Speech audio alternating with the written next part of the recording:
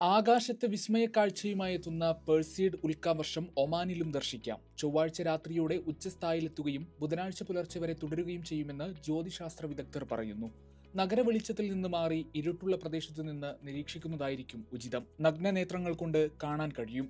July 17 ആരംഭിച്ച് August 24 വരെ തുടരുന്ന പേഴ്സീഡുകൾ അവയുടെ തിളക്കമുള്ളതും വേഗത്തിൽ ചലിക്കുന്നതുമായ ഉൽക്കകൾ കാരണം ലോകമെമ്പാടുമുള്ള ജ്യോതിശാസ്ത്ര പ്രേമികൾക്കും ഫോട്ടോഗ്രാഫർമാർക്കുമിടയിൽ ജനപ്രിയമാണ്. ആഗസ്റ്റ് 12 മുതൽ 13 രാവിലെ വരെ ഉൽക്ക അതിന്റെ ഉച്ചസ്ഥായിലെത്തുമെന്ന് പ്രതീക്ഷിക്കുന്നു.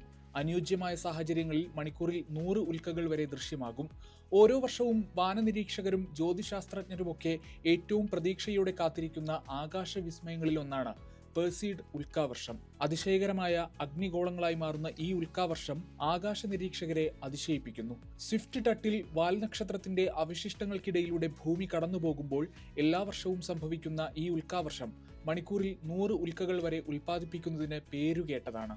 ഭൂമിയിൽ നിന്ന് ദൃശ്യമാകുന്ന ഏറ്റവും തിളക്കമുള്ള പ്രകൃതിദത്ത പ്രദർശനങ്ങളിൽ ഒന്നാണിത്.